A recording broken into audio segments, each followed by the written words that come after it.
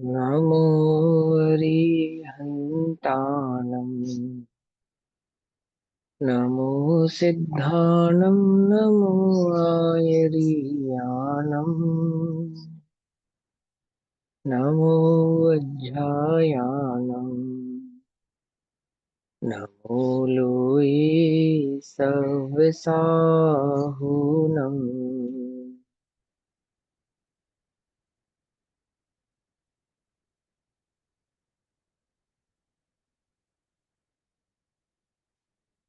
मोक्षमार्गस्य नेतारम् वेत्तारं कर्मभूव्रताम् ज्ञातारां विश्वतत्त्वानां वन्दे तद्गुणलब्धये।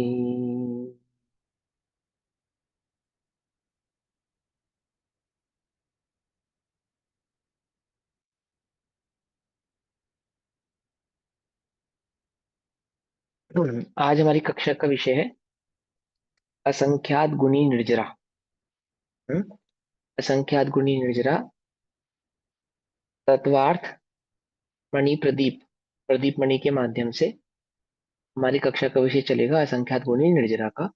और यह असंख्यात गुणी निर्जरा का जो विषय है शुक्ल ध्यान के बाद की चर्चा है। ठीक, अभी शुक्ल ध्यान तक की बात सबको समझ में आ गई? उस संबंधी कोई प्रश्न किसी को हो, कोई शंका हो या कोई बात समझना जानना चाहता हो तो वो मुझसे पूछ सकता है। सभी लोग आ गए? अभी नहीं आए? अभी कोई बात नहीं।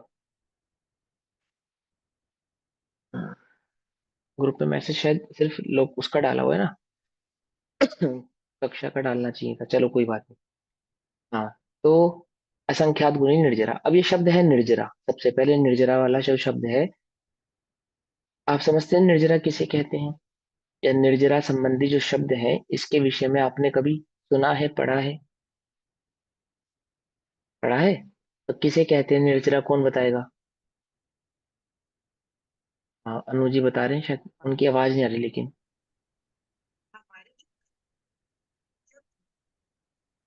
आपकी आवाज नहीं आ रही अनु जी, आपकी आवाज नहीं आ रही हमारे तक। हम तक आपकी आवाज नहीं आ रही। और सबको आ रही है? अनु जी की आवाज आ रही है? नहीं। किसी को भी नहीं आ रही ना? हाँ चलो, तो जिसको मालूम है, पूर्वी जी आपको मालूम है निर्जरा? अ, कर्मों का खिरना। हाँ, कर्मों का खिरना, उसका नाम निर्जरा है। और कुछ? हाँ बोलो भैया, बोलो भैया, मोहित भैया हमारी बताओ। दशा।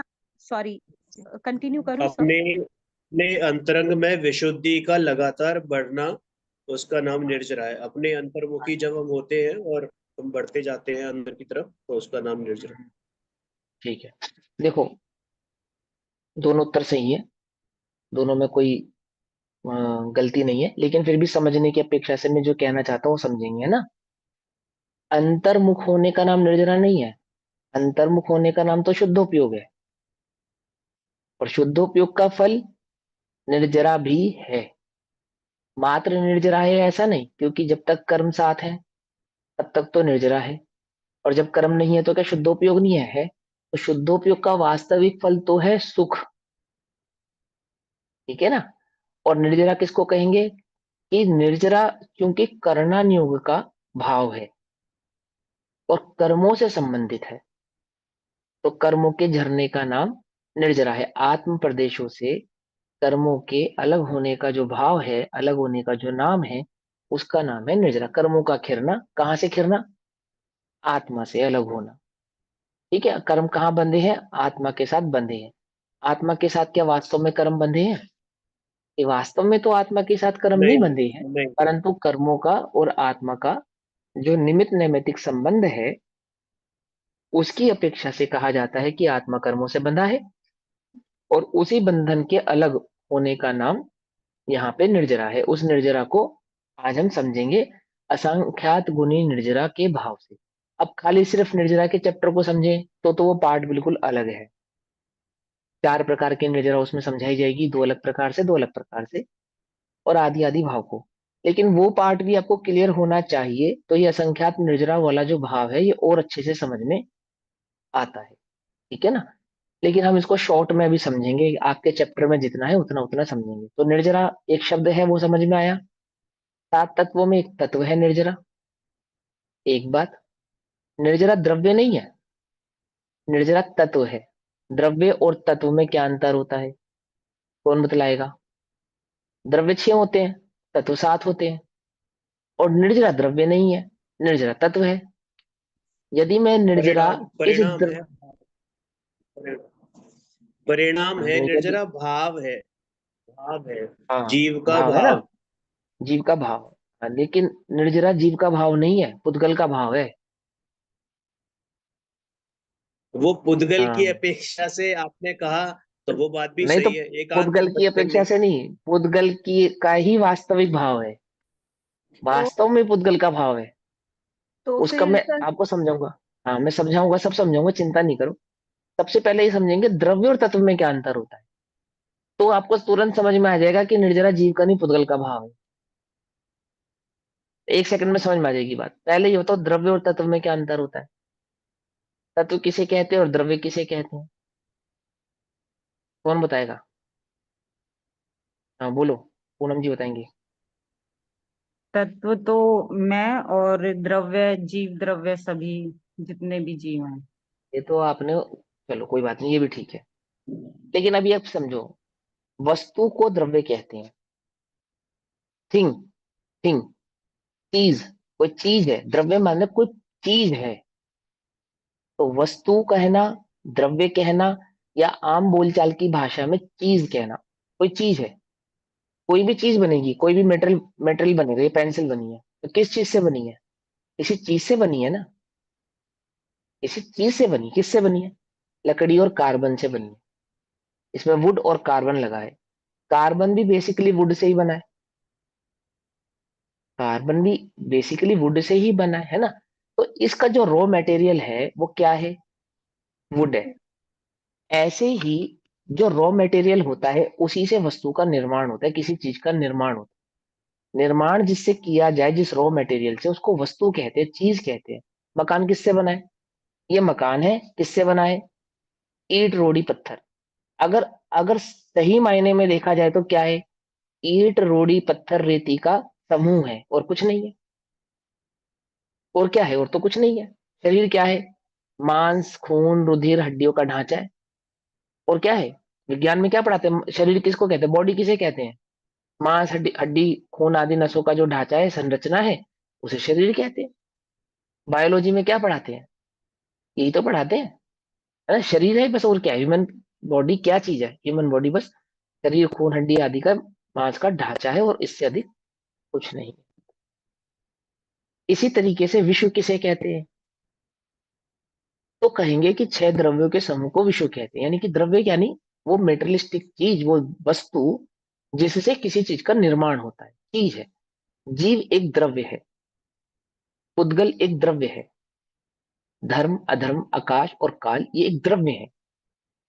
इनसे वस्तुओं का, चीजों का और अन्य चीजों का निर्माण होता है। इनके मिले जुले भाव का ही मिश्रण है जगत में जो कुछ है, इसके अलावा कुछ नहीं। पूरा जगत, पूरा विश्व, जो कुछ है क्या है? वास्तव में 6 द्रव्यों के अलावा कुछ नहीं। पूरा मकान क्या है? ईंट रोड़ी पत्थर पत्थर के अलावा कुछ नहीं। और क्या है इसमें? आपने उसको बस एक सिस्टमेटिक वे में लगाया है, बस इतनी सी बात। एक ईंट आड़ी रखी थी, एक तिरछी रख दी, एक सीधी रख दी, बस आपको लगा बहुत बढ़िया। क्या कुछ बात समझ में ही नहीं? एक दीवार जैसे खड़ी थी, उसको थोड़े अलग मॉडल में खड़ा किया, बहुत सुंदर लग रही है क्या? दीवार के अलावा तो कुछ नहीं। पेंटिंग क्या है? रंगों का समूह, कैनवास पे बिखेरे गए कुछ रंग हैं, और कुछ नहीं है। अब उन रंगों को थोड़े सिस्टमेटिक वे में बिखेरा तो बहुत सुंदर लग रहा है ना? ऐसे ही बिखेरा अजीब लग रहा है। पर वास्तव में क्या है? कि कुछ रंगों का समूह है। ऐसे ही विश्व क्या है? कि 6 द्रव्यों का समूह है। इस विश्व में जो भी मिलेगा, कहाँ से मिलेगा? 6 द्रव्यों से बाहर कुछ नहीं मिलेगा। ये तो बेसिक है, जैन सिद्धांत प्रवेशिका का बिल्कुल बेसिक आप सबने सीखा ही होगा। तो द्रव्य को वस्तु कहना या द्रव्य कहना, या आम बोलचाल की भाषा में चीज भी कहते हैं, वह द्रव्य है। वह द्रव्य मिलकर या अपने अपने भाव को, अपने परिणाम को जो प्रकाशित करता है अलग अलग भावों में, वो तत्व कहलाता है। तत्व यानी कि भाव। किसका भाव? द्रव्य का ही भाव। समझे? तत्व क्या है? द्रव्य का ही भाव। अब कर्म कौन सा द्रव्य है? कौन बतलाएगा? नुपुर जी बतलाएंगे। कर्म कौन सा द्रव्य है? जब आप बताने दो, सबसे पूछेंगे, सभी से पूछ रहे हैं। बोलो नुपुर जी, कर्म कौन सा द्रव्य है? 6 द्रव्य होते हैं ना, 6 द्रव्यों के नाम याद है आपको? नाम याद है, वेरी जीव, गुड। धर्म, हाँ आकाश, जीव, हाँ जीव काल, अजीव। धर्म, जीव अजीव नहीं होता, जीव पुद्गल होता है वैसे तो, ठीक है। सॉरी, जीव पुद्गल, हाँ, है ना, जीव हाँ, पुद्गल, धर्म धर्म आकाश और काल। क्या तो अब मैंने पूछा कि जो कर्म है वो कौन सा द्रव्य है, मतलब वो कर्म कौन से द्रव्य से बना है, ये मालूम है आपको? कौन सा द्रव्य हो सकता है? थोड़ी बुद्धि लगा के बताओ। जीव द्रव्य हो सकता है कर्म? नहीं, नहीं हो सकता। हाँ, तो आकाश हो सकता है, आकाश तो काल हो सकता है। प्रदेश को, वेरी गुड, नहीं, हाँ, बहुत बढ़िया। तो क्या हो सकता है इन 6 द्रव्यों में से? क्या लगता है आपको, क्या हो सकता है? किसका हो सकता है कर्म? किसका भाव हो सकता है? उद्गल का, वेरी गुड, पुद्गल का है। बस सीधी सी बात। कर्म किससे बना है?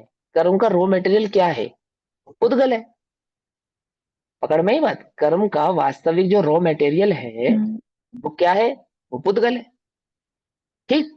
तो कर्म के जितने भी भाव होंगे वो किसके होंगे? जीव के होंगे, पुद्गल के होंगे?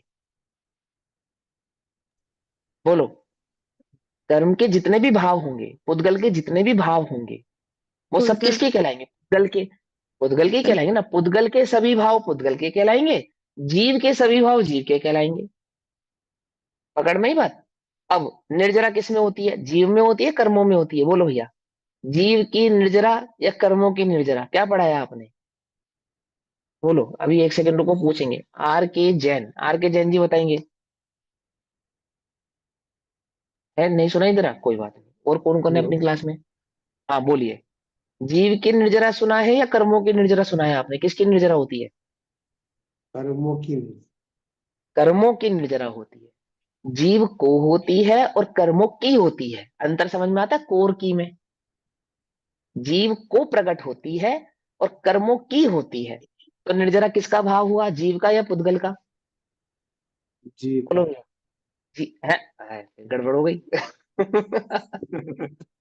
कि पुद्गल के सभी भाव पुद्गल के होते हैं और कर्मों की निर्जरा होती है, यानी कि निर्जरा वास्तव में कर्मों का ही रिफाइन भाव है ना। कर्मों का अलग होना, कर्मों में छूटना, कर्मों का छूटना, आदि आदि परिणाम होते हैं। तो ये सब परिणाम किसके हैं? वास्तव में पुद्गल के हैं। तो निर्जरा किसका परिणाम है? किसका भाव है? पुद्गल का भाव है। अब मुझे समझाना था द्रव्य और तत्व।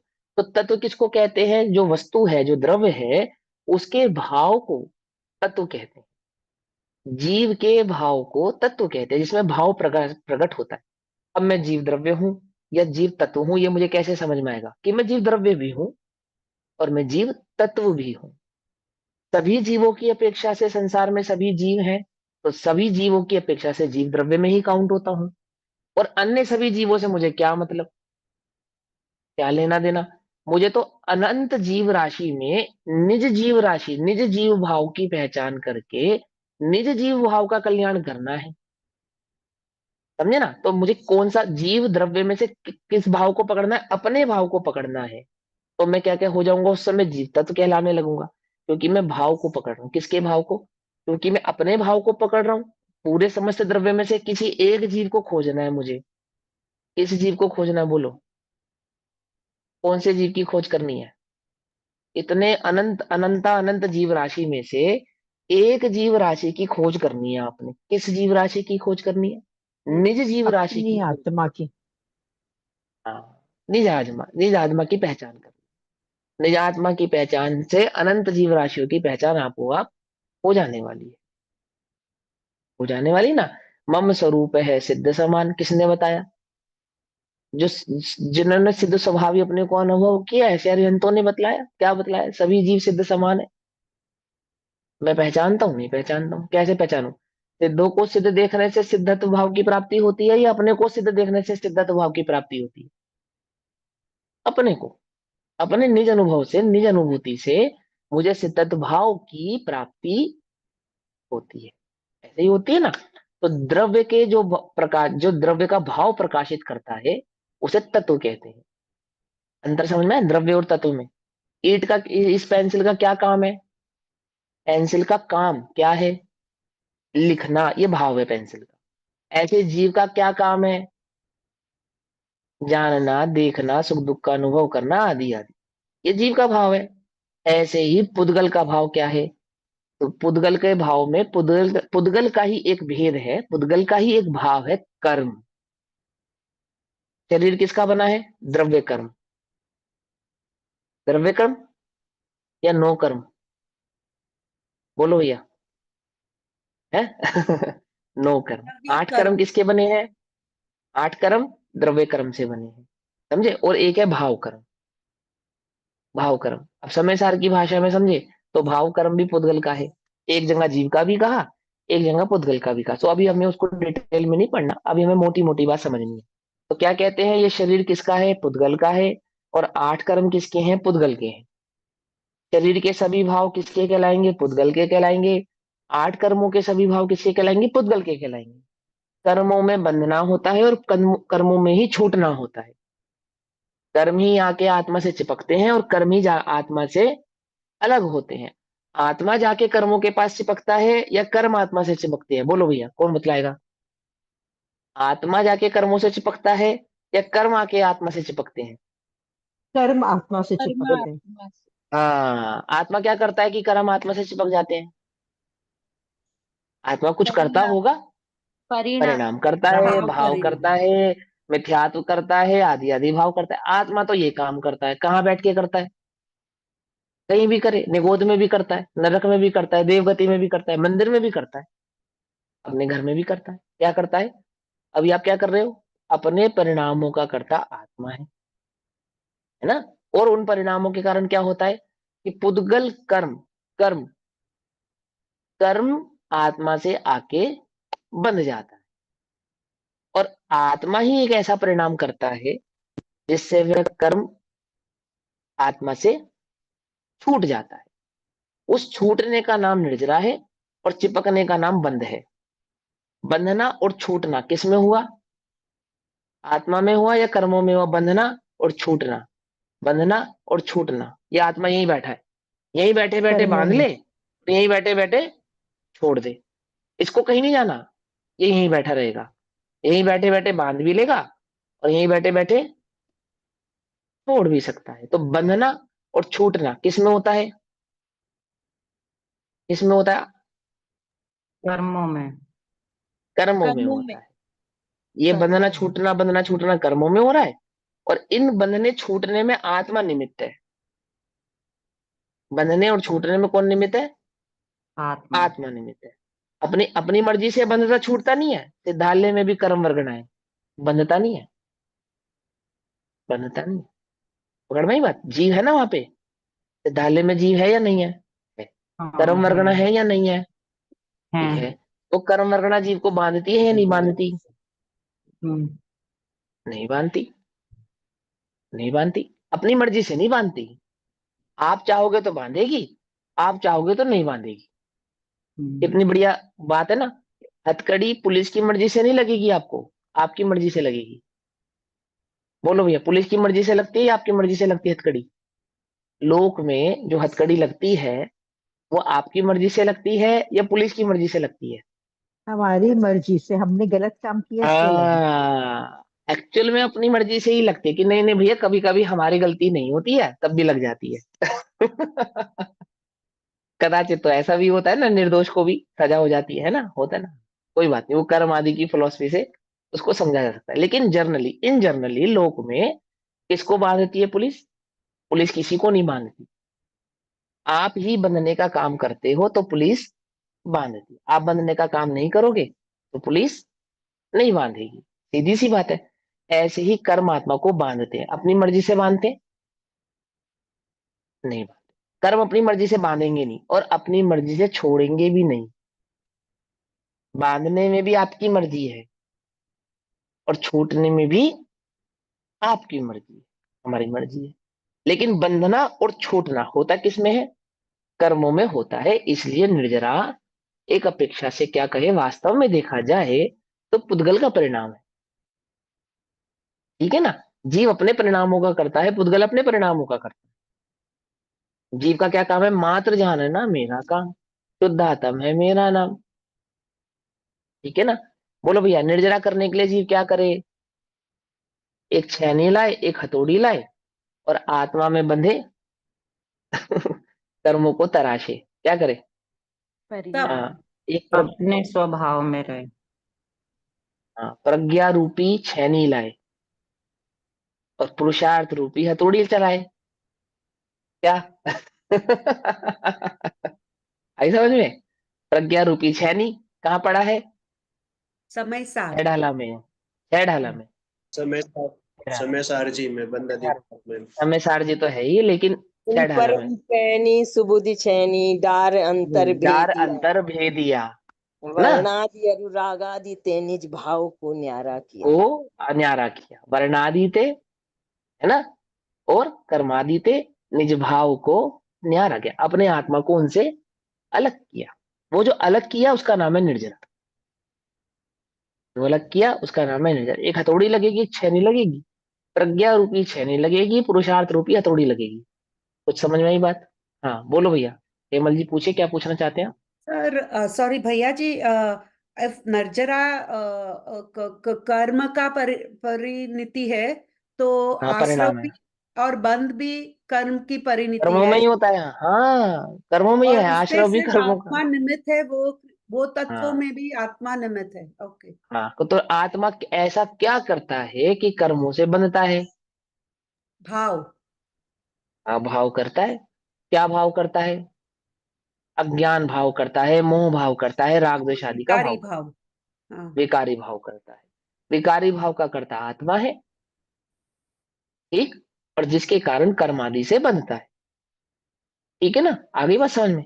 तो कर्मों से बंधता है, कर्मों से छूटता है, कौन, आत्मा।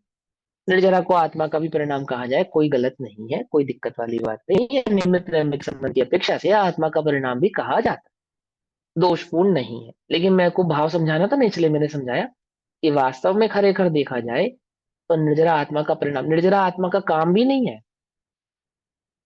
समझे, आत्मा को ये निर्जरा विर्जरा करनी है ऐसा कुछ नहीं करना। आत्मा को तो निज अनुभव करना है। बोलो भैया, निर्जरा आप वो आप होती है, आप वो आप होती है ना। आई बात समझ में। हाँ, हम हमें निर्जरा करना, इतनी हेडक नहीं दी भगवान ने हमको। अभी निर्जरा करनी पड़ेगी, इतने कर्म जलाने पड़ेंगे, इतने कांडक घात, ये वो पढ़ोगे तो घबरा जाओगे कुछ मत करो। एक देखिए जानिए रमी रही एक ठोर, समल विमल न विचारिए यही सिद्धि नहीं और। बस कुछ नहीं करना, एक आत्मा को देखना है। निर्जरा कौन करेगा, अपने आप होगी। कर्म कौन छुड़ाएगा, अपने आप छूटेंगे। छूटेंगे या नहीं छूटेंगे हमें नहीं पता, हम बैठे अपनी मौन सो। क्या क्यों भैया, आंख खोल खोल के देखना पड़ेगा ना, हाँ भैया कर्म छूट रहे नहीं छूट रहे। क्या करना पड़ेगा, नहीं शुद्धोपयोग से बाहर आके थोड़ी देखना पड़ेगा कि कितने कर्म छूट कर कितने बाकी हैं। कुछ नहीं देखना, आप होगा जो होगा। इसीलिए करण लब्धि भी क्या किसे कहते हैं मालूम, किसे कहते हैं, जो आपो आप प्रकट होती है, करनी नहीं पड़ती। हाँ, आपके करने से नहीं होगी, आपो आप प्रकट होती है, लक्षण है उसका। शुद्धोपयोग का लक्षण भी आपो आप प्रकट होना, और शुद्धोपयोग के फल में जो निर्जरा आदि होती है वह भी आपो आप होती है। जीव के हाथ में निर्जरा करना हो तो बोलो भैया, एक ही बार में सारे कर्म हटा देना, थोड़े थोड़े करके क्यों हटाए। अरिहंत भगवान क्या कर रहे हैं, बोलो क्या कर रहे हैं। क्यों वो अरहंत अवस्था में इतने वर्षों तक विराजमान है, जब उनका लक्ष्य सिद्ध बनना है। क्यों बोला, अरे आत्मा का लक्ष्य सिद्ध बनना है या अरिहंत बनना है, सिद्ध। मोहित भैया। सिद्ध। सिद्ध। सिद्ध बनना है। तो इतने सालों तक क्या कर रहे हैं वो, अरिहंत बन के क्यों रुके हुए हैं। सिमंदर भगवान कब तक रहेंगे, विद्यमान 20 तीर्थंकर कितने वर्षों से हैं, कितने वर्षों तक अभी और रहना है उनको, है कोटि ना। पूर्व। या या आदिनाथ भगवान, या भगवान महावीर स्वामी, या अन्य अन्य तीर्थंकर अनंत आयु अवस्था में कर्म इतने के इतने वर्ष हिसाब रहे। से, राइट। हाँ, तो आयु कर्म के हिसाब से वो निर्जरा कर रहे हैं आयु कर्म की। वो कर रहे हैं, क्या कर रहे हैं? आयु कर्म की निर्जरा कर रहे हैं? कुछ नहीं कर रहे। आयु कर्म की हो कैसे रही है। निर्जरा हो सकती है सर? हाँ, आयु कर्म की मतलब जो समय बीत रहा है उसको आयु कर्म की निर्जरा कह रहे हैं। अब यही तो समझा रहे हैं कि भगवान थोड़ी कर रहे हैं, अपने आप हो रही है, अपने आप हो रही है। उनको कुछ नहीं, उनका उपयोग नहीं है कब कितनी आयु शेष रह गई, अब कब तक रहना पड़ेगा, अब छूटे जल्दी इस शरीर से, अब तो बहुत समय हो गया, हमें तो सिद्ध बनना था, कहाँ अरिहंतों में बने रह गए। ओहो, अरिहंतों की क्या बात करें, मुनिराजों को भी ये चिंतन नहीं होता कि कब हमें सिद्धत्व अवस्था प्रकट होगी। नहीं भैया होता। भैया ये हाँ, सब आपने बोला ना, वो सब आर्त ध्यान में जाता है। नहीं अब आर्त ध्यान में जाता है ऐसा कह नहीं सकते, लेकिन अभी किसी क्योंकि अपेक्षा से वो जा लोग भी अर्थ सकता है ध्यान तो वो। करते नहीं है। हाँ हाँ हाँ। लेकिन वो दीदी वो ना अभी जब इस विषय को और डिटेल में पढ़ेंगे ना तब मैं डिटेल में समझाऊंगा कि क्या हाँ अर्थ ध्यान में जाएगा, क्या धर्म ध्यान में जाएगा। अभी इस चक्कर में नहीं पड़ो, अभी तो बस नहीं। इतनी बात समझो कि जैसे शुद्धोपयोग का रस है, उसे हाँ मात्र शुद्धोपयोग का रस है बस। हाँ हाँ। वो अपने आत्मा में रहना चाहते हैं और कुछ काम करना नहीं चाहते, नहीं। और कुछ नहीं करना उन्होंने, एक आत्मा का अनुभव मात्र करना है। तो भैया हमें हमें मतलब समझना है, आघाती कर्म है इसलिए अपने आप सब होते हैं ऐसा। घाती हो चाहे अघाती हो, कर्मों की निर्जरा आप होती है, जीव उसमें कुछ नहीं कर सकता।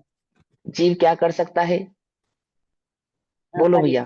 तेरा पुरुषार्थ तो एकमात्र तत्व निर्णय करना है, बस। और क्या करना है तत्व निर्णय करके? बुद्धि पूर्वक तत्व निर्णय करके सम्यक दर्शन प्रकट करना है। और सम्यक दृष्टियों का क्या पुरुषार्थ पुरुषार्थ है कि वो जो आत्मानुभव भूति प्रकट की है, उस अनुभव को बार बार शुद्धोपयोग को प्रकट करे, बस। मुनिराजों का क्या पुरुषार्थ है कि शुद्धोपयोग में लीन रहे। अरिहंतों का क्या पुरुषार्थ है कि शुद्धोपयोग में लीन है।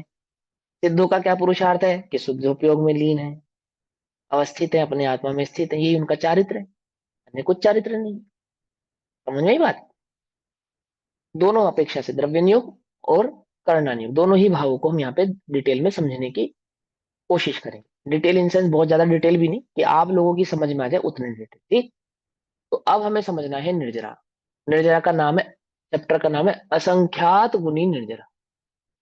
असंख्यात गुणी कहाँ आ गई? पहले एक से शुरू करेंगे, एक नंबर से शुरू होगी निर्जरा, तब असंख्यात पे पहुंचेगी।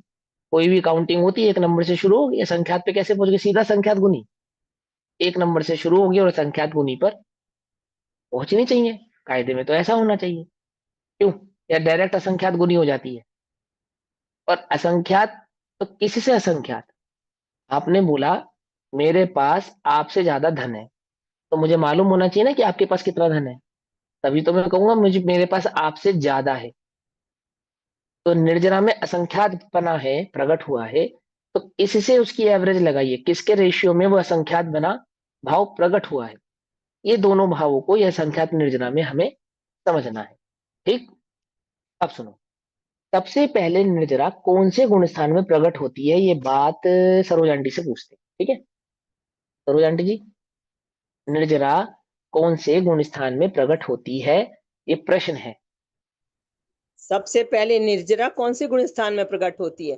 हाँ जी, हाँ निर्जरा तो जी। निरंतर हो रही है। हाँ नहीं, वो तो वो वाली निर्जरा नहीं जिसको हम अच्छा, आगम में निर्जरा, जिस निर्जरा को निर्जरा कहते चौथे गुण स्थान में ही होती है प्रकट सबसे पहले। हैं, ठीक है। चौथे गुण स्थान में होती है साधारण भाव, ठीक है। ये साधारण भाव है, लेकिन वास्तव में चौथे गुण स्थान में प्रकट नहीं होती। सातवें सातवें गुण स्थान में, सेवन। हाँ, वो क्योंकि साथ में होती है वास्तव में तो, लेकिन हाँ स्टार्टिंग में तो चौथे से शुरुआत तो माननी है।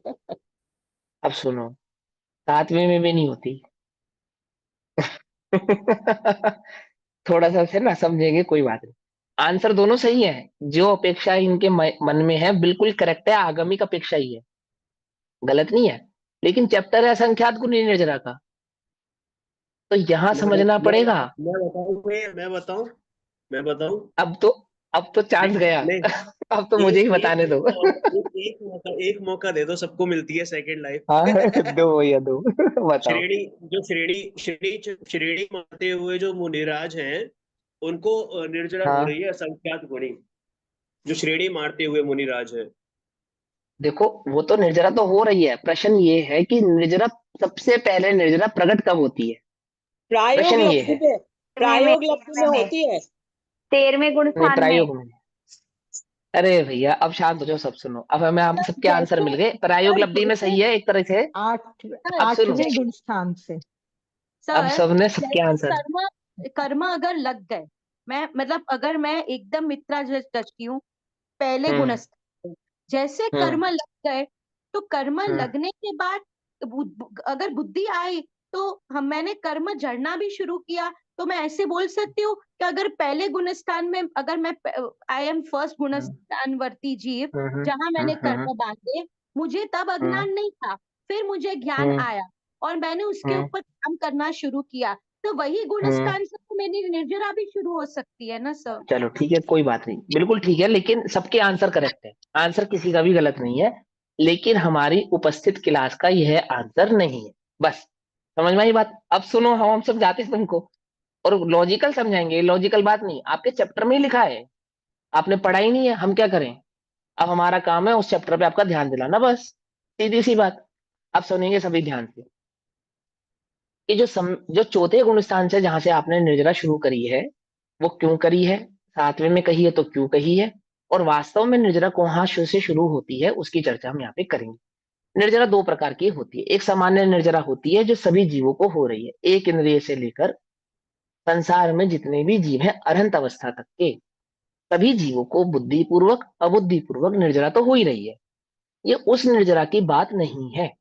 जीव को जिस रेशियो में कर्माश्रव होता है उसके प्रमाण में कुछ रेशियो में कर्म की निर्जरा तो निरंतर होती ही रहती है। जो वर्तमान समय में हम जिस पर्याय को भोगते हैं उस भोगने का नाम भी निर्जरा ही है। जैसे अभी आप स्त्री पर्याय को भोग रहे हैं, मनुष्य पर्याय को भोग रहे हैं, है ना। इस पर्याय में जो सुख दुख आदि सबको भोग रहे हैं ये भी निर्जरा ही है। सिर्फ मैं ही नहीं, एक इंद्रिय जीव अपने एक इंद्रिय पर्याय को भोग रहा है। कौन? वो एक इंद्रिय पने में आया तो किसी कर्म बंध के कारण से आया, उस बंध के उदय को वह भोग रहा है, उदय का नाम ही निर्जरा है। कर्म के उदय का नाम ही दूसरा नाम निर्जरा है। पकड़ में ही बात, कर्म के उदय का दूसरा नाम निर्जरा, लेकिन इसको निर्जरा नहीं कहते। है तो निर्जरा ही, है तो निर्जरा ही, पर इसको निर्जरा नहीं कहते। इनिशियल स्टेज की निर्जरा किसको कहना, बहुत सिंपल सी बात, कर्म उदय को निर्जरा भी कहते हैं। बस अभी कर्म का उदय चल रहा है या नहीं चल रहा है, बोलो। चल रहा है ना, निर्जरा हो रही है, सिंपल सी बात। आयुष कर्म की भी हो रही है और अन्य जितने भी कर्म है सभी कर्मों की हो रही है। ज्ञानावरणी का उदय है, ज्ञानावरणी कर्म की निर्जरा हो रही है। दर्शनावरणी का उदय है, दर्शनावरणी कर्म की निर्जरा हो रही है। ऐसे ही अन्य अन्य कर्मों का उदय है, अंतराय कर्म का उदय है आप लोगों का, तो अंतराय कर्म की निर्जरा भी हो रही है। उदय का ही दूसरा नाम निर्जरा है, लेकिन इसे वास्तव में निर्जरा नहीं कहते। क्यों? क्योंकि यह निर्जरा बंध स्वरूप है। मतलब कि ये बंध के साथ होने वाली निर्जरा को वास्तव में निर्जरा नहीं कहती। पकड़ में ही बात। वास्तव में इन सेंस मोक्ष मार्ग में, जब हम कहें वास्तव में तो इसका मतलब है मोक्ष मार्ग। अंडरस्टैंड? हमने क्या कहा, वास्तव में निर्जरा नहीं है, वास्तव में निर्जरा नहीं है मतलब मोक्ष मार्ग में इसको निर्जरा नहीं कहते। निर्जरा तो सभी जीवों को हो रही है, उसके लिए जैन होना आवश्यक नहीं है। कर्म के उदय का ही दूसरा नाम क्या है, निर्जरा है। इतनी बात सभी के समझ में आ गई? आगे ना। अब इस चैप्टर में जो निर्जरा हम समझने वाले हैं वो निर्जरा इस निर्जरा का नाम नहीं है। तो वो किस निर्जरा का नाम है, उसको कौन सी निर्जरा कहेंगे, है ना। तो वो है हम यहाँ पे समझेंगे। जब कोई जीव सम्यक दर्शन प्रकट करता है, मोहित भैया लाइन पे रहना, कहीं जाना नहीं, ध्यान से समझना। जब कोई जीव सम्यक दर्शन प्रकट करता है तो सम्यक दर्शन 5 लब्धि पूर्वक प्रकट करता है। कितने लब्धि पूर्वक? 5 लब्धि पूर्वक। उन 5 लब्धियों में जो 4 लब्धि होती है वो भवि को भी होती है अभवि को भी होती है। इसका मतलब यह है कि किसी जीव को सम्यक दर्शन प्रकट होने वाला है उसको तो होती ही होती है, परंतु जिनको सम्यक दर्शन प्रकट नहीं होना उनको भी होती है। ये 4 लब्धि तो ऐसी है, लब्धि हम बाद में पढ़ेंगे, अभी सिर्फ काउंटिंग के माध्यम से समझ लो। लब्धियां कितनी होती हैं? 5 होती हैं। 5 लब्धि पूर्वक क्या होता है, सम्यक दर्शन प्रकट होता है। जब तक 5 लब्धियां नहीं होंगी तब तक क्या नहीं होगा, सम्यक दर्शन प्रकट नहीं होगा। सम्यक दर्शन कहने का मतलब है चौथा गुण स्थान। मोक्ष मार्ग की शुरुआत चौथे गुण स्थान से शुरू होती है। चौथा गुण स्थान ही वास्तव में मोक्ष मार्ग का पहला कदम है, पहला पाया है। निर्जरा कहाँ होती है, मोक्ष मार्ग में होती है। वस्तु स्वरूप कहाँ समझ में आता है, मोक्ष मार्ग का ही भाव है। हमें क्या पढ़नी है, वास्तविक निर्जरा। वास्तविक निर्जरा यानी कि मोक्ष मार्ग। समझ में आ रही है ना, सारी बातें रिलेट हो रही है ना, आप समझेंगे। तो 5 लब्धि पूर्वक प्रकट होती हैं। तो पहले ही गुण स्थान में ये जीव 4 लब्धियां प्रकट करता है, और इस पहले ही गुण स्थान में जब ये जीव 5वीं लब्धि तक पहुंचता है, 5वीं लब्धि में पहुंचता है ना, तो इस 5वें नंबर की लब्धि जिसको कर्ण लब्धि कहते हैं, इस कर्ण लब्धि के 3 भेद हो जाते हैं। क्या कहा, क्या कहा, जैसे ही जीव ये 5वें नंबर की लब्धि में पहुंचता है, इस 5वें नंबर की लब्धि का क्या नाम है, कर्ण लब्धि। और इस कर्ण लब्धि में प्रवेश करता है तो ये कर्ण लब्धि कितने प्रकार की हो जाती है, 3 प्रकार की हो जाती है। 4 लब्धियों के कोई भेद नहीं है, 5वीं लब्धि के 3 भेद हैं। ठीक। अब जब कोई जीव 5वीं लब्धि में प्रवेश करता है तो ये बात पक्की है कि जब कर्ण लब्धि में वो प्रवेश करेगा तो नियम से सम्यक दर्शन प्रकट करेगा ही करेगा। एक बात तो ये पॉइंट समझ में आया।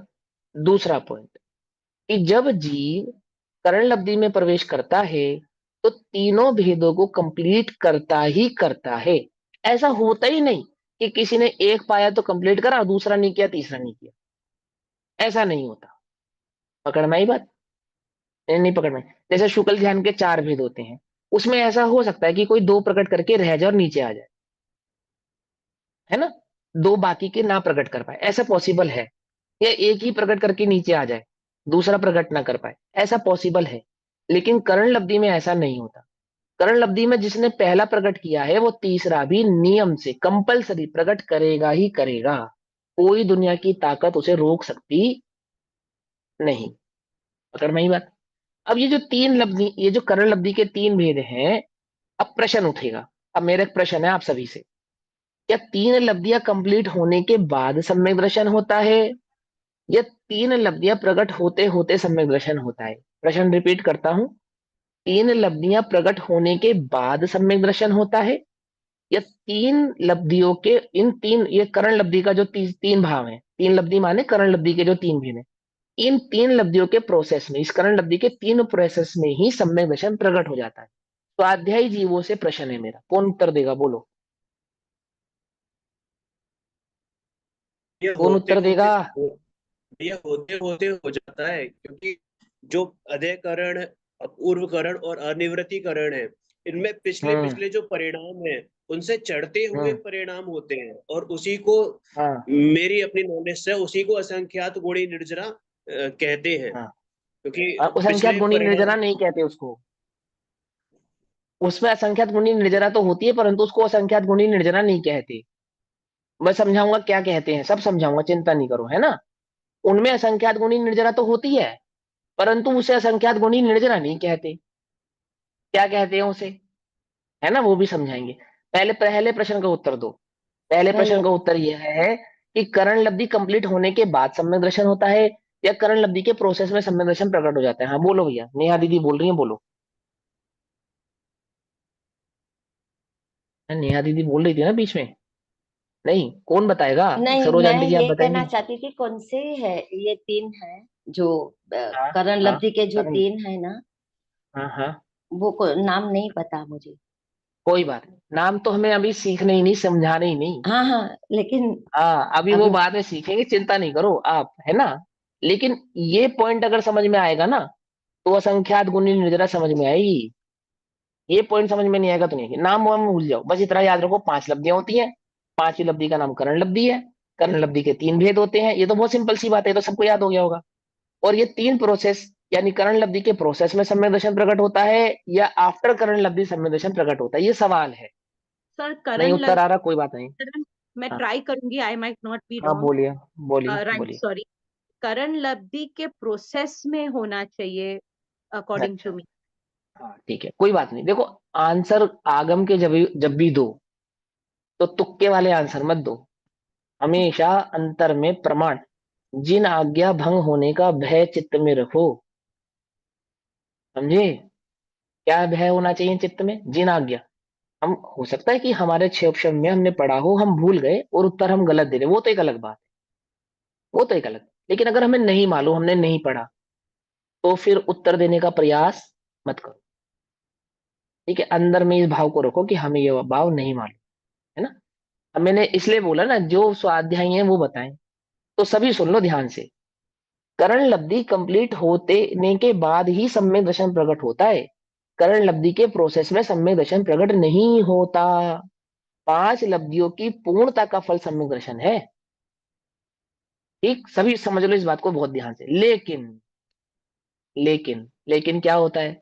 लेकिन करण लब्धि के प्रोसेस में गुण श्रेणी निर्जरा शुरू हो जाती है। क्या कहा? फिर बोले, करण लब्धि के प्रोसेस में क्या होती है? गुण श्रेणी निर्जरा। मैं वो गुण श्रेणी शब्द भूल गया था कहना। दिमाग में वही था, हाँ लेकिन क्या गुण ही हाँ निकल गया। हाँ, गुण श्रेणी नहीं। समझ गए? मगर गुण सर श्रेणी हमको तो निर्जरा। सर ये दोनों में फर्क नहीं पता है। गुण श्रेणी फर्स्ट टाइम हाँ कोई बात नहीं, टेंशन ना लो। मैंने मैंने अभी फर्क मैंने हम लॉजिक बतलाएंगे, सब मैंने समझेंगे। हाँ सॉरी सर, मैंने हाँ लॉजिक हाँ इसलिए यूज किया था क्योंकि आपने हाँ जब कर्णन लब्धि की बात की थी, तब इतना हाँ मुझे पता चला है कि आपने क्या बोला, हाँ, पहले गुणस्थान में 4 लब्धियां तो होती है, फिर 5वीं हो ही लब्धि जाती है। शुरू होती है और हमारा हाँ जर्नी शुरू होता है, तभी जीव हाँ 4th हाँ। गुणस्थान में जाता है। तो जब हम लेकिन शपथ, लेकिन लेकिन आपका लॉजिक क्यों गलत है, उसका कारण मैं बताता हूँ। क्योंकि पहले से दूसरे तीसरे गुण स्थान में नहीं जाता जी, पहले से सीधा चौथे में ही जाता है। मैंने वही बोला पहले से 4th में हाँ जाएगा, मैंने वही हाँ, बोला। तो पहले जब से सीधा शपथ फोर्थ में आएगा श्रेणी ना। हाँ तो शपथ श्रेणी जब चढ़ते हैं तो ऑब्वियसली हाँ। सर जरा होगी तो ही चढ़ेंगे ना सर। नहीं, ये इसमें छपक नहीं होता, इसमें छपक छाई की ये सब उपशम भाव ये इन सब द नहीं होता। सेंस अकॉर्डिंग टू मी, मतलब अगर आप एलिवेट होते हाँ हो, मैं मेरे पास हाँ शब्द हाँ नहीं, मतलब अगर हाँ आप हाँ ऊपर के स्टैंडर्ड में जाते हो एग्जाम्पल, हाँ तो आपने हाँ कहाँ ना कहाँ तो नीचे पुरुषार्थ किया होगा तभी आप ऊपर हाँ गए हाँ होंगे ना।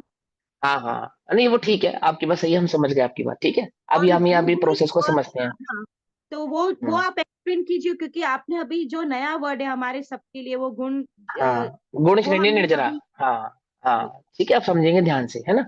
तो सबसे पहले क्या कहते हैं कि सम्यक दर्शन कब प्रकट होता है? 5 लब्धियों की पूर्णता पे सम्यक दर्शन प्रकट होता है। पहली बात तो आप ये समझो, ठीक है ना। उस सम्यक दर्शन का नाम है चौथा गुण स्थान। उसी चौथे गुण स्थान को यहाँ पे लिखा होगा असंयत। क्या शब्द लिखा? असंयत। पढ़ा? लिखा है? नहीं लिखा? लिखा है ना। आप समझेंगे। तो क्या कहते हैं कि जब जीव सम्यक दर्शन प्रकट करने के प्रोसेस में होता है, सम्यक दर्शन प्रकट करने का प्रोसेस यानी कि 5वें नंबर की लब्धि, तो जब वो जीव 5वें नंबर की लब्धि में होता है, उस 5वें नंबर की लब्धि में प्रवेश करते ही साथ वो क्या करता है? सम्यक दर्शन को कौन घात रहा है? सम्यक दर्शन कौन प्रकट नहीं होने दे रहा? घातिया कर्म। अनंतानुबंधी। अनंतानुबंधी। घातिया कर्म तो है ही, अनंतानुबंधी। हाँ, अनंतानुबंधी। अनंतानुबंधी हाँ ना, सम्यक दर्शन प्रकट नहीं होने दे रहा। और जैसे ही जीव ने करण लब्धि में प्रवेश किया, तो सबसे पहले किसका नंबर आएगा? किसका गला कटेगा? अनंतानुबंधी। अनंतानुबंधी का कटेगा। हाँ, युद्ध किसके साथ शुरू हो गया? अनंतानुबंधी के साथ। और क्योंकि मैंने 5वें नंबर में प्रवेश किया है, तो सम्यक दर्शन तो मुझे प्रकट करना ही करना है। तो अनंतानुबंधी का क्या हो रहा है वहां पे? अनंतानुबंधी की पराजय हो रही है, विजय हो रही है सम्यक दर्शन की, और अनंतानुबंधी की पराजय हो रही है, यानी सम्यक दर्शन प्रकट होने का और अनंतानुबंधी के जाने का ये युद्ध हो रहा है करण लब्धि के अंदर। हो रहा है ना। इस युद्ध में कौन हार रहा है? अनंतानुबंधी हार रही अनंतानुबंधी। है। इस अनंतानुबंधी के हारने का नाम है निर्जरा। आज तक इस जीव ने बहुत निर्जरा की। इसको किसको नहीं हराया? अनंतानुबंधी को नहीं हराया। अनंतानुबंधी के आश्रव को नहीं हराया। अनंतानुबंधी के आश्रव को नहीं रोक पाया। कर्म तो बहुत बांधे, अच्छे भी बांधे बुरे भी बांधे। उदय तो बहुत अच्छे अच्छे आए, 9वें ग्रह तक का सुख भोगा है।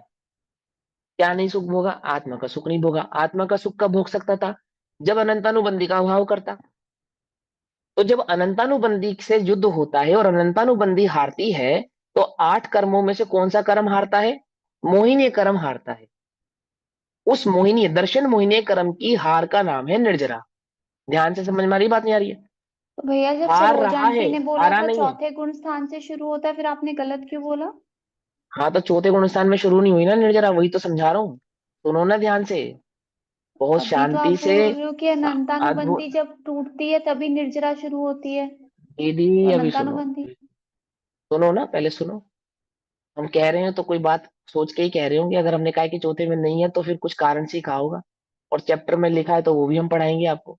सुनो तो सही, देखो ध्यान से, क्यों कहा, किस लिए कहा, वही तो बतला रहा हूँ। अनंतानुबंध, अनंत, ये अनंतानुबंधी, ये आत्मा है, ठीक है, ये आत्मा है, व्हाइट पोर्शन, ये अनंतानुबंधी है ऊपर। अनंतानुबंधी गिर रही है, अनंतानुबंधी, ये योद्धा हैं दोनों, ये दोनों योद्धा लड़ रहे हैं, ये अनंतानुबंधी गिर रही है, इसका नाम सम्यक दर्शन नहीं है। अनंतानुबंधी गिर गई, इसका नाम सम्यक दर्शन है। क्या कहा? एक है गिरने का प्रोसेस, एक है गिर जाना। चौथा गुण स्थान है अनंतानुबंधी का गिर जाना। लेकिन जो ये गिरने का प्रोसेस है, इस समय जीव को चौथा गुण स्थान तो प्रकट नहीं हुआ, लेकिन निर्जरा प्रकट हो गई। ये जो निर्जरा प्रकट हुई है, इस निर्जरा का नाम है गुण श्रेणी निर्जरा। क्या नाम है इस निर्जरा का नाम? गुण श्रेणी निर्जरा। आई बात समझ में? अब कहाँ लिखा है, चैप्टर पढ़ेगा कौन पढ़ेगा? अंत की लाइनें पढ़ो, आज 5-7 लाइनें। सर प्रश्न और उत्तर है, वो पढ़ूं मैं? हाँ प्रश्न पढ़ो।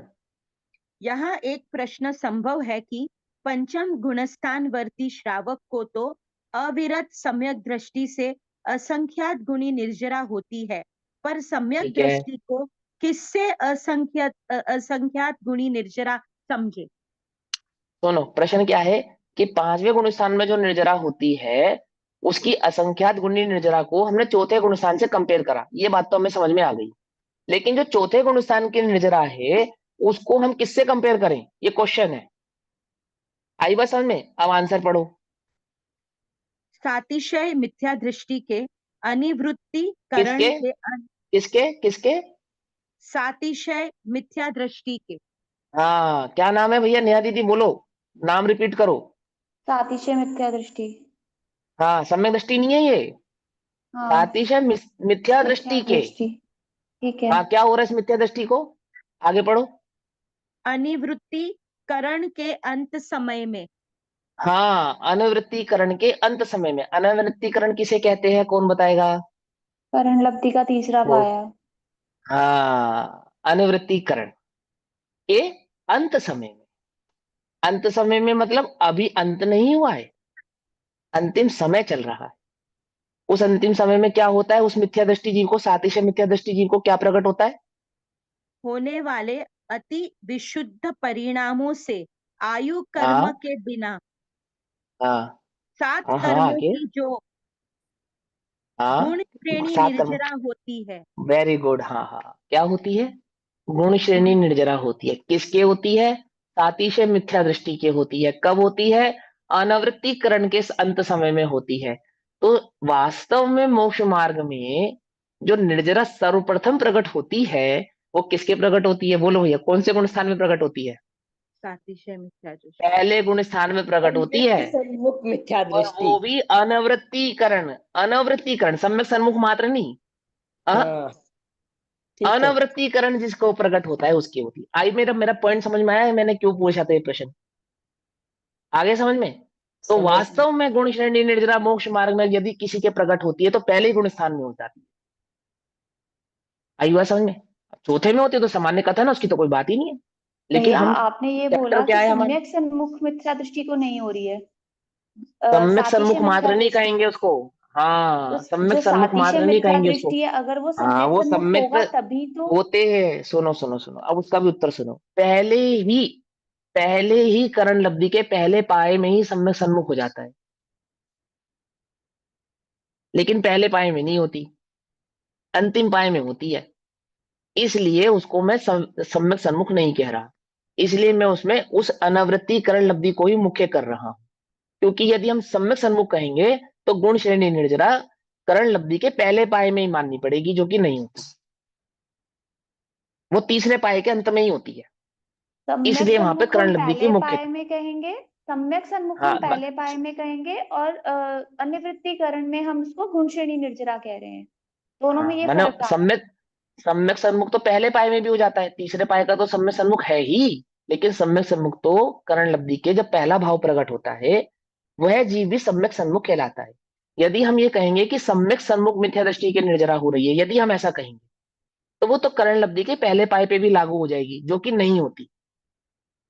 वास्तव में वहां निर्जरा नहीं होती। गुण श्रेणी निर्जरा कहाँ होती है? अनवृत्तिकरण के अंतिम पाए में प्रकट होती है। इसलिए मैंने इस बात में थोड़ा सा अमेंडमेंट किया या चेंज किया कि उसको आप सन्मित सन्मुख मत बोलो, आप यही समझो कि अनवृत्तिकरण का तीसरा पाया। सम्यक सन्मुख कह के तो फिर वही भूल जाएगी, जैसे अभी तक हमें क्या लगता था, अभी तक हमारे चित्त में हमारी बुद्धि क्या कहती थी कि चौथे गुण स्थान में निर्जरा होती है, निर्जरा वास्तव में चौथे गुण स्थान में प्रकट होती है। अब ठीक है, उसमें कोई गलती नहीं कर रहे आप, सामान्य कथन ऐसा ही कहते हैं, क्योंकि वो तो अंतिम समय है ना, अंतिम समय। लेकिन हमें ये चैप्टर समझना है असंख्यात गुणी निर्जरा का। तो यहाँ पे क्या मुख्यता है, उस मुख्यता को यहाँ पे हाईलाइट किया गया है, वो हाईलाइटेशन आपको समझना पड़ेगा तो चैप्टर समझ में आएगा। हाँ मोहित भैया, क्या प्रश्न है, पूछिए। भाई आप ये कह रहे हो कि अनिवृत्तीकरण के तीसरे पाए में, अनिवृत्तीकरण का तीसरा अन, पाया क्या हुआ? अनावृत कर्ण लब्धि का तीसरा। अनावृत्तिकरण के अनावृत्तिकरण के तीसरे पाए में नहीं, करण लब्धि का जो तीसरा पाया है वो अनावृत्तिकरण नाम का है ना। और वो समझाने में अब वो आप अंडरस्टूड कर लो उस चीज को। अगर मेरी कहीं पे टंग स्लिप हो जाए तो उसको आप राइट कर लेना, लेकिन जो मैं कह रहा हूँ करेक्शन वो यही है कि करण लब्धि के 3 पाए होते हैं, उनमें जो तीसरे नंबर का करण लब्धि का पाया है उसके अंत समय। अब बाकी सामान्य क्लास के लिए सब चर्चा करेंगे कि मोक्ष मार्ग में मेरा इस एक जीव को प्रश्न और, भैया सर्वप्रथम। एक सेकेंड। क्वेश्चन हाँ है। बोलो, हाँ बोलो बोलो भैया, बोलो बोलो, नेहा दीदी आप बोलो। सातिशय मिथ्या दृष्टि को होती है, तो हम यहाँ पे सातिशय हाँ, मिथ्या दृष्टि इसलिए लगा रहे हैं क्योंकि सम्यक दर्शन के 3 टुकड़े हुए पहले, इसलिए लगाया सातिशय मिथ्या दृष्टि। अनादि मिथ्या दृष्टि को नहीं लगाओगे? इससे क्या फर्क पड़ता है? सातिशय, अनादि, ये सब की मुख्यता इस चैप्टर में ही नहीं है।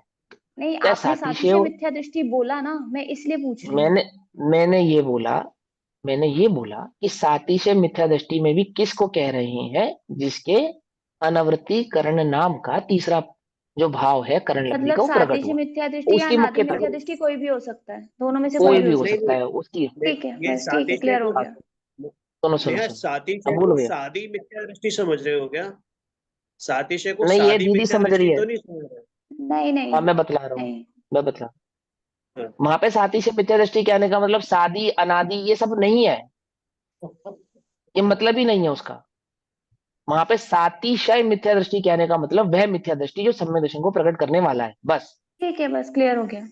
इतना ही ठीक अर्थ है है भैया, वो उसका। बिल्कुल वो लास्ट पाया ठीक है। जो है, लास्ट पाया जो हाँ है। वो, सर और एक कोई अर्थ नहीं है क्वेश्चन उसका।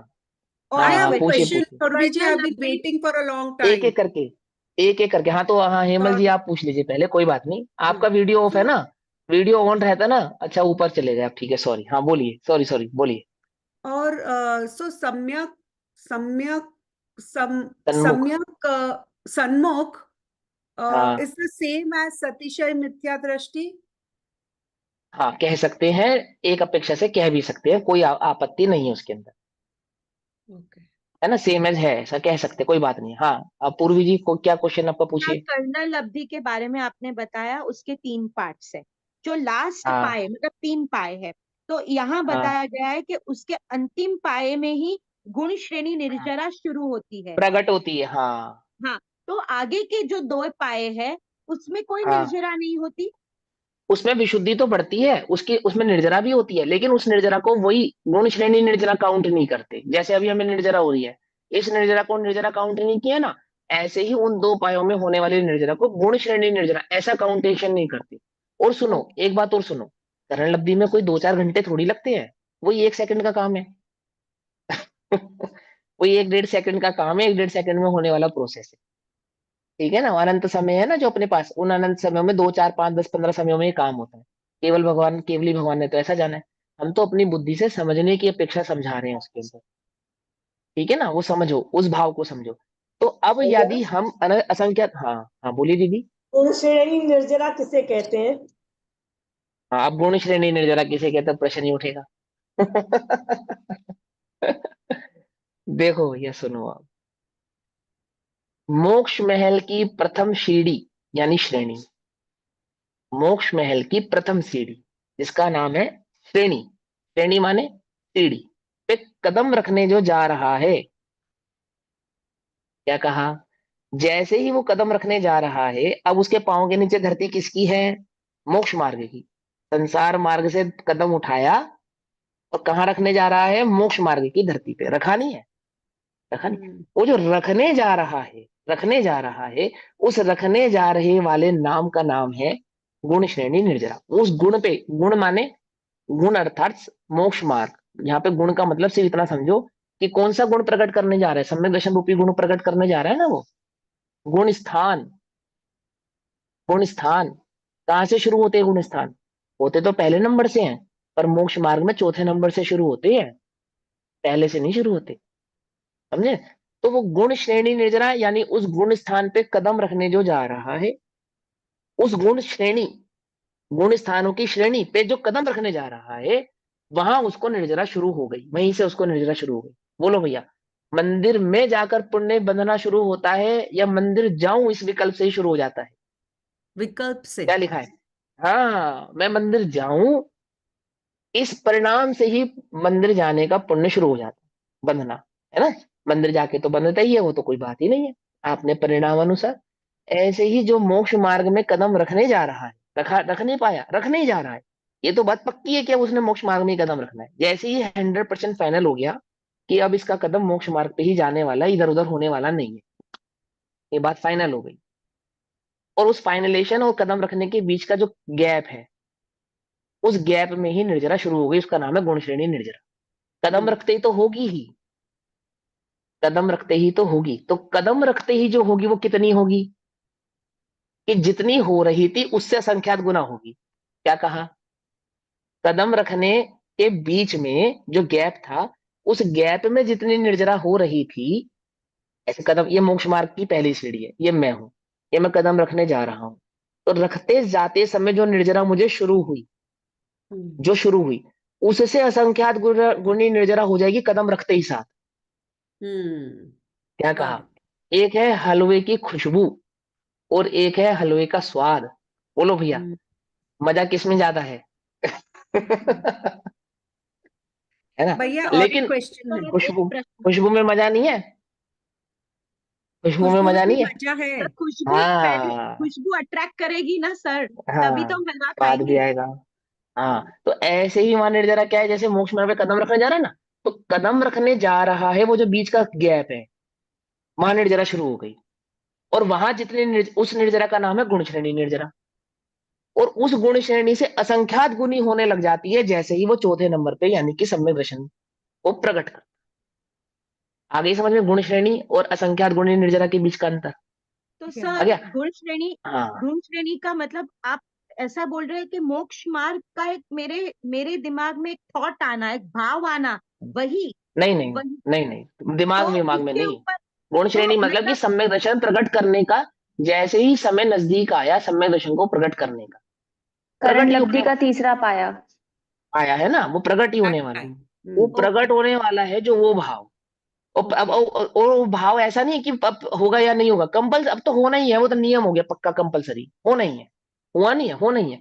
जैसे ही फाइनल हुआ कि अब होने वाला है, वहीं से निर्जरा शुरू हो गई। उस निर्जरा का नाम है गुण श्रेणी। और कदम रखते ही साथ जो निर्जरा हुई वो होगी असंख्यात गुनी। किससे असंख्यात गुनी?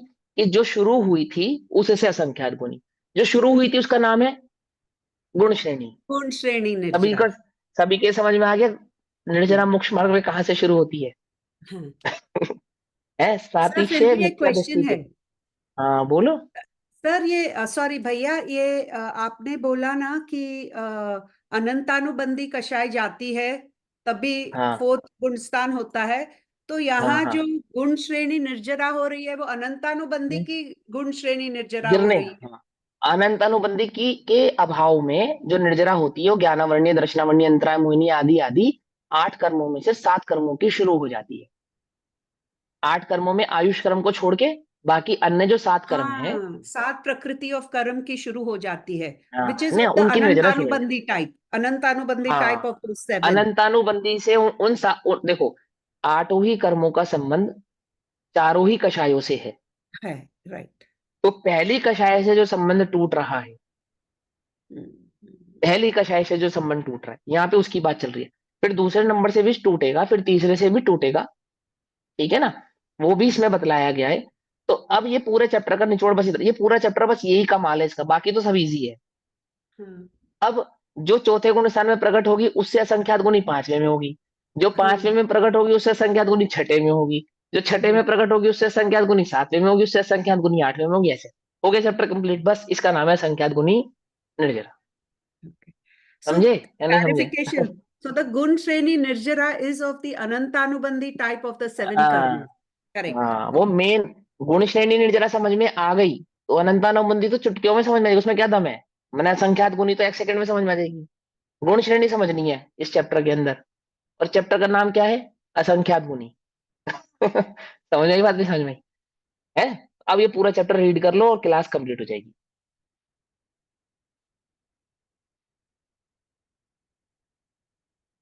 करो भैया, कौन कंप्लीट कौन करेगा?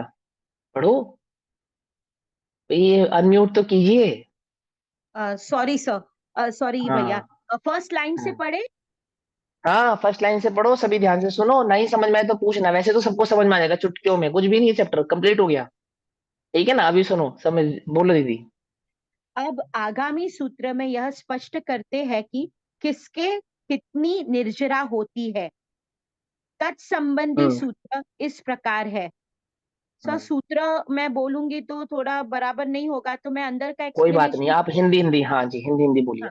सम्यक दृष्टि पंचम गुणस्थान वर्ती श्रावक, छठवें सातवें गुणस्थान वर्ती महाव्रती मुनिराज, अनंतानुबंधी का विसंयोजन करने करने वाले, दर्शन मोह का क्षय करने वाले, चारित्र हम्म मोह का उपशम करने वाले, उपशांत हम्म मोह अर्थात 11वें गुणस्थान वाले, श्रपक हम्म श्रेणी चढ़ने वाले, क्षीण हम्म मोह अर्थात 12वें गुणस्थान वाले, और हम्म जिनेन्द्र भगवान के परिणामों हम्म की विशुद्धता अधिक अधिक होने से प्रति समय हम्म। क्रमशः असंख्यात गुणी निर्जरा होती है। हाँ, अब ये आपको थोड़े से शब्द हैवी लगे होंगे, वो कोई बात नहीं, जब आप गुणस्थान सीखोगे ये सब तो तब क्लियर हो जाएंगे आपको। अगर आपने सीखे होंगे तो आपको क्लियर भी होंगे, और जब सीखोगे तो तब क्लियर हो जाएंगे, जब हम गुणस्थान वाले चैप्टर में समझ लेंगे। अभी आपको साधारण भाषा में इन सबका मीनिंग समझा देता हूँ। तो सबसे पहले तो गुण श्रेणी हमें समझ में ही आ गई। उस गुण श्रेणी के बाद चौथे नंबर का जो गुणस्थान प्रकट होगा, सम्यक दर्शन का गुणस्थान, उसको संख्यात गुणी निर्जरा होती है। वो जो सम्यक दर्शन है उसको दो प्रकार से समझाया, विसंयोजना के नाम से समझाया और दर्शन मोह के अभाव के नाम से समझाया। इसमें दो शब्द आए, विसंयोजन और एक दर्शन मोह का अभाव। ये दो बातें समझाई ना? तो विसंयोजन किसको कहते हैं? उपशम और क्षयोपशम सम्यक दर्शन को तो अनंतानुबंधी का विसंयोजन कहते हैं। सीधी साधारण सी भाषा।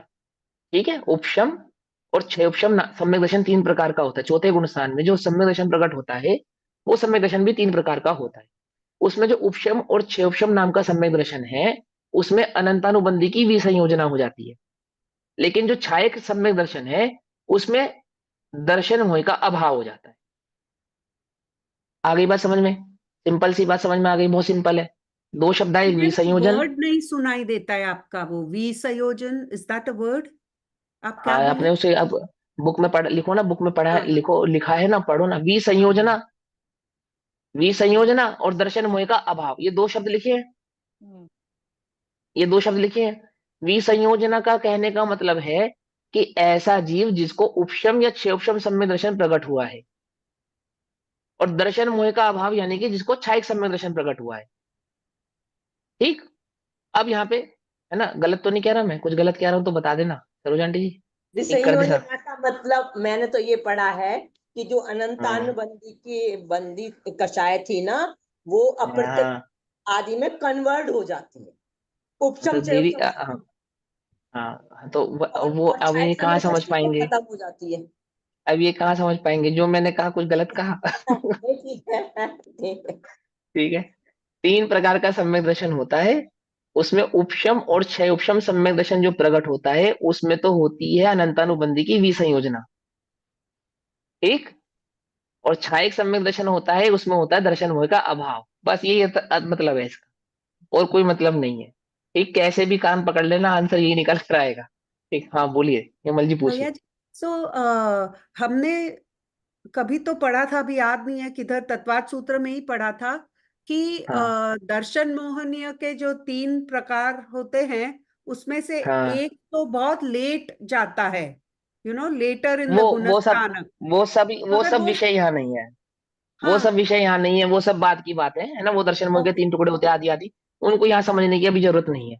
अभी यहाँ इस ओके, चैप्टर की कक्षा से बस बहुत सिंपल देखो, आप हमेशा एक बात समझ ध्यान गए। से रखो कि ये जो आगम है ना, ये 8 वर्ष के बालक के भी समझ में आ जाए, इस बुद्धि से लिखा गया है।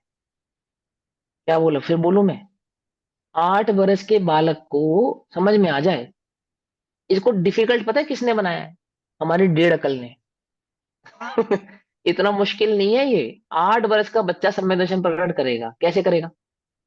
13 वर्ष के तो आचार्य साधु ही हो गए, 24-25 वर्ष की उम्र में तो आचार्य ही हो गए वो, आचार्य कुंद कुंदेव। क्या मुश्किल, कुछ नहीं है इसमें। सिर्फ इतना सही है कि हम, अभी देख, हम नए किसी नए देश में जाते हैं तो वहां की भाषा कैसी लगती है हमें, अरे भैया क्या बोल रहे, कुछ समझ में नहीं, 2-4 दिन लगते हैं बस। वो हमारी बोलने लगते हैं, हम उनकी बोलने लगते हैं। ऐसा होता नहीं होता है? कुछ भी दम नहीं है इसमें। बस वो तो हमें भाषा नहीं मालूम, बस इसलिए मुश्किल लगता है। लेकिन हम पानी कह रहे हैं, कोई शॉय कहता है, कोई कुछ और कहता है, सबका भाव तो पानी ही है, प्यास लगने पर, है ना? पर हमें शब्द नहीं मालूम, इसे इतना ही बात है। भाव कोई कोई डिफिकल्ट नहीं है। हाँ बोलिए, बोलिए बोलिए, कुछ प्रश्न है आपका? हाँ बोलिए। विसंयोजन का शब्दार्थ क्या होता है? विसंयोजन का मतलब होता है संयोजित करना, किसी चीज को मैनेज करना। मैनेज, 2 चीजें होती हैं, एक तो कषाय को मैनेज करना, एक कषाय को अभाव करना। 2 चीजें होती है, या तो कषाय का आप अभाव करो या उसको मैनेज करो। तो जिसमें कषाय मिटी नहीं है पर मैनेज हो गई है, उसको विसंयोजन कहते हैं। ठीक है, कहाँ मैनेज हो गई है? कहीं कहीं जाके उसको फिट कर दिया, कहीं सेट कर दिया, अभी वो यहाँ नहीं है। जैसे शैतान बच्चे को टीचर अक्सर कहाँ मैनेज कर देते हैं, या तो पीछे या तो सबसे आगे, ऐसे मैनेज करते हैं ना। क्लास में क्या होता है, जो शैतान बच्चे होते हैं, वो डिस्टर्ब करने वाले, उन्हें मैनेज करना पड़ता है। कैसे मैनेज करते हैं? 2 तरीके हैं, या तो उन्हें क्लास से बाहर कर दो, या तो एक तरीका ये है, या फिर क्लास में ही कहीं ऐसी जगह पे सेट कर दो जहां वो अन्य बच्चों को डिस्टर्ब ना कर सके। ऐसा ही होता है ना, गलत तो नहीं कह रहा मैं? तो क्लास में ही ऐसी जगह पे सेट कर देना, ऐसी जगह पे बैठा देना सभी जहां वो अन्य बच्चों को उपसमोच्च डिस्टर्ब ना कर सके, उसको तो कहते हैं विसंयोजन। और क्लास से आउट कर देना, उसका नाम है अभाव। ऐसे ही कषाय को सेट कर देना, कैसे सेट कर देना कि वो सम्यक दर्शन को प्रकट होने में बाधा ना बने, उसका नाम है विसंयोजन। अभाव नहीं है अभी उसका, है वो वहां पे। अब वो शैतान बच्चा, भले ही टीचर की वजह से कहीं ऐसी जगह बिठा दिया गया है जो अन्य क्लास को डिस्टर्ब ना करे, और कर भी नहीं रहा, पर मौका देखते ही करेगा। जैसे ही मौका मिलेगा वैसे ही डिस्टर्ब करेगा। करेगा नहीं करेगा, है ना? इसीलिए विसंयोजन में प्रकट होने वाले जो 2 सम्यक दर्शन है ना, ये वापस मिथ्यात्व में कन्वर्ट हो जाते हैं। लेकिन गेट आउट कर दो क्लास से बाहर, अब नहीं कर सकता वो डिस्टर्ब। अब तो बाहर है वो, बाहर जो मर्जी करे, अंदर क्लास डिस्टर्ब नहीं होगी, तो उसका नाम है अभाव। अंतर समझ में आया?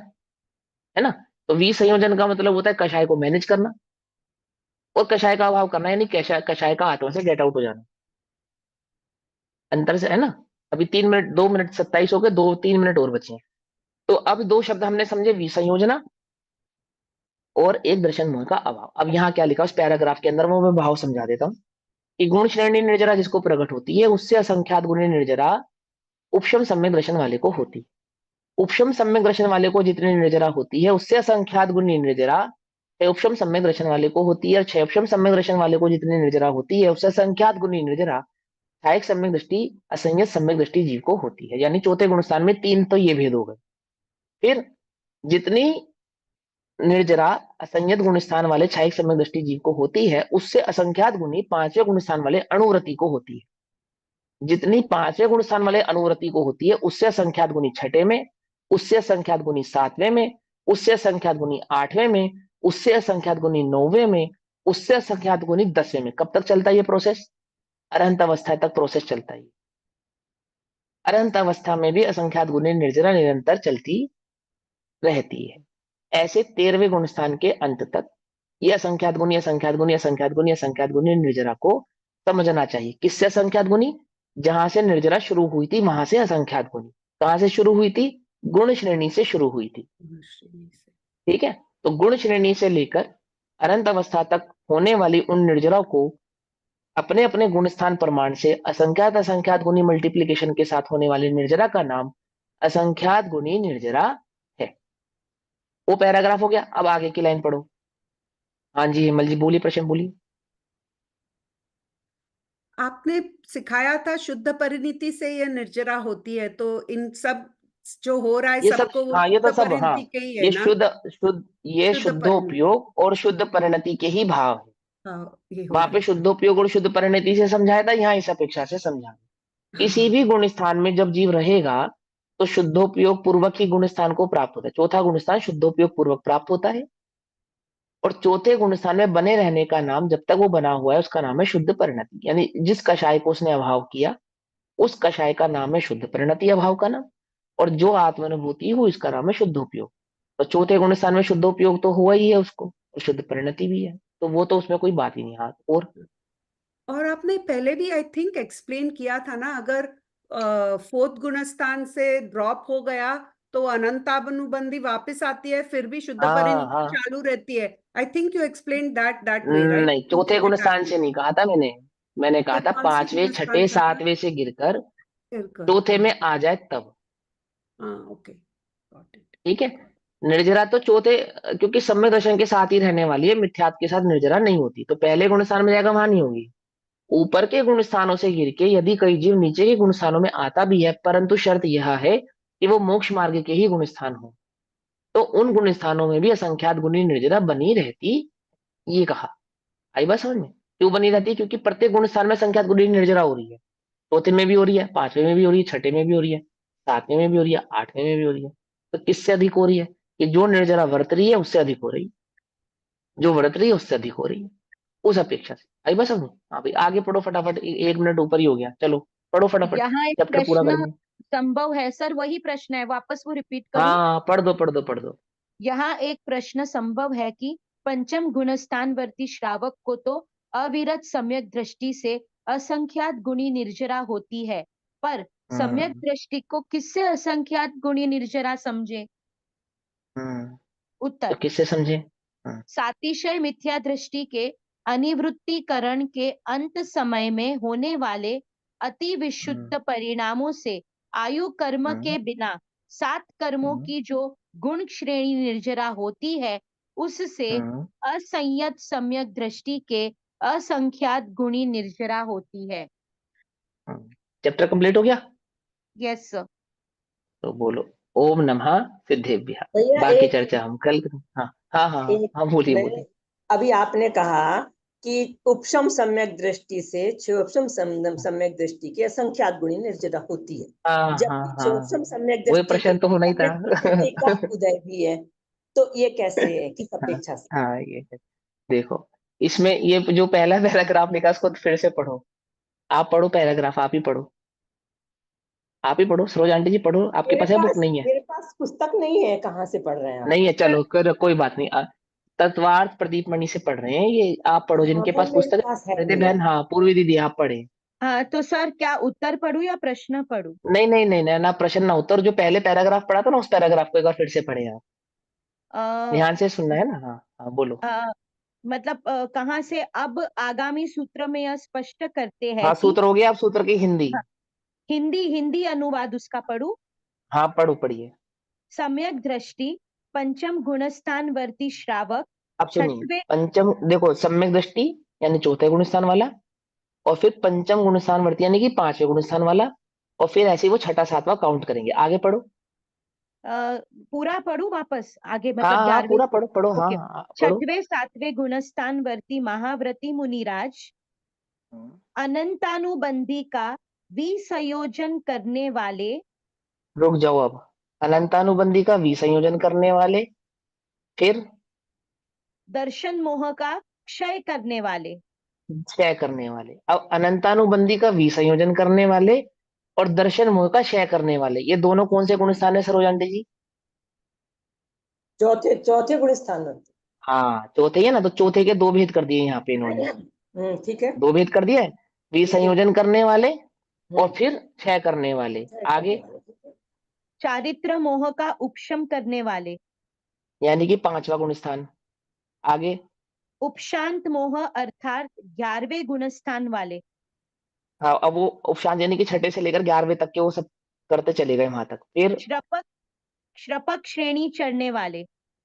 अब उसमें 2 भेद कर दिए, उपशांत वाले को छपक के मुकाबले जितनी उपशांत वाले को होगी उससे असंख्यात गुनी छपक वाले को होगी। आगे क्षीण मोह अर्थात 12वें गुण स्थान वाले। अब 12वां गुण स्थान प्रकट कर दिया, क्षीण गुण स्थान वहां पे पहुंच गया उस वाले, क्योंकि उपशम वाले को जो निर्जरा होगी उससे असंख्यात गुनी छपक को, और छपक को जो होगी उससे असंख्यात गुनी उपशांत वाले तक पहुंच गई बात। आगे हाँ, ये सही है कि उपशम वाले से हाँ छपक वाले को ज्यादा होगी, लेकिन हाँ, तो ये इसमें वाले- काउंट किया ना, कहा ना, हाँ, अभी बोला ना कि वी संयोजन करने वाले, और वी संयोजन के आगे क्या लिखा, क्षय करने वाले, भी बोला ना। भाई साहब अभी विसंयोजन तो उपशम वाला भी करता है और क्षयोपशम वाला भी करता है। विसंयोजन जो होती है ना वो हाँ, तो दोनों ही तो करते हैं, लेकिन देखो क्षयोपशम सम्यक दृष्टि को सम्यक प्रकृति का उदय रहता है, इसलिए कोई मेरे बात नहीं, उसमें कोई बात नहीं, उसमें कोई तकलीफ वाली बात नहीं है, उसमें कोई तकलीफ वाली बात नहीं है। ठीक है, देखो आप जो प्रश्न पूछ रहे हो ना उसकी मैं तसल्ली करूंगा, ये मेरी जिम्मेदारी है। ठीक, और मैं आपको ये तसल्ली क्लास के बाद करूंगा, क्योंकि ये सब कंफ्यूज हो रहे हैं, है ना, लेकिन मेरी जिम्मेदारी मैं करूंगा, 100% करूंगा। ठीक, अभी करूंगा, अभी क्लास ओवर करके आपको फोन करता हूँ, आपको समझा।